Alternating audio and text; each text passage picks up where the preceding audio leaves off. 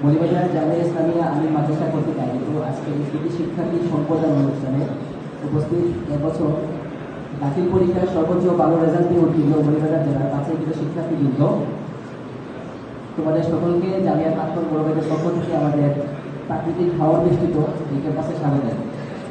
আমি আলমাহুল আজাদি জামিয়া 2022 ব্যাচের আমি দাখিল পরীক্ষার্থী ছিলাম। বর্তমানে তামিলনাড়ু আলিম মাদ্রাসায় আলিম দ্বিতীয় বর্ষ অধ্যয়নরত আছি। তোমাদের উদ্দেশ্যে দুটি কথা বলি শেষ করবো। তোমরা এখন ফ্রি মাইন্ডে আছো, মাত্র রেজাল্ট দিয়েছে, আর এই সময়টার মধ্যে তোমাকে ডিসাইড করতে হবে কোথায় ভর্তি হবে। মিল্লাত নিয়ে কিছু কথা বলি, কিন্তু মিল্লাত অনেক বড় মাদ্রাসা এবং মিল্লাতে পড়াশোনা করছি। আসলে বাহির থেকে মিল্লাত যেরকম মনে হয় বা বড় বড় মাদ্রাসা সম্বন্ধে আমাদের যে ধারণা, ভিতরে আসলে পরিবেশটা সেমন না। আমরা ছোটো মাদ্রাসায় যে টেক কেয়ার পাই, যে হসপিটালিটি পাই, বড় মাদ্রাসাগুলি সেগুলি অনেকটাই কমতে থাকে। আপনি চাইলেই শিক্ষকদের সাথে কানেকশন তৈরি করতে পারবেন না, বা গিভ অ্যান্ড টেক যে শিক্ষা ব্যবস্থা সেটা হয়ে ওঠে না মূলত মাদ্রাসাগুলিতে। তো বড় প্রতিষ্ঠানগুলোতে এক ক্লাসের কমটা হওয়ার পেছনে একটা মূল কাহিনী থাকে, সেই কাহিনীটি চাচ্ছি না।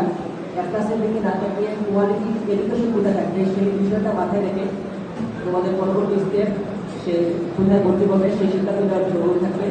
আর বড় বড় মাদ্রাসাগুলোতে কিছু সমস্যা থাকে, সেই সমস্যাগুলো পাবলিকলি বলার মতো নয়। তবে জামিয়ার শিক্ষার্থী হিসেবে আমি তোমাদেরকে আশ্বস্ত করতে চাই, জামিয়ার এই সমস্যাগুলো থাকবে না। তোমরা জামিয়া এসেছো, জামিয়া দাখিল পরীক্ষায় যে বিভাগে মৌলভীবাজার জেলার শ্রেষ্ঠ রয়েছে, ইনশাআল্লাহ আলিমও সেই ধারাবাহিকতা বজায় রাখবে।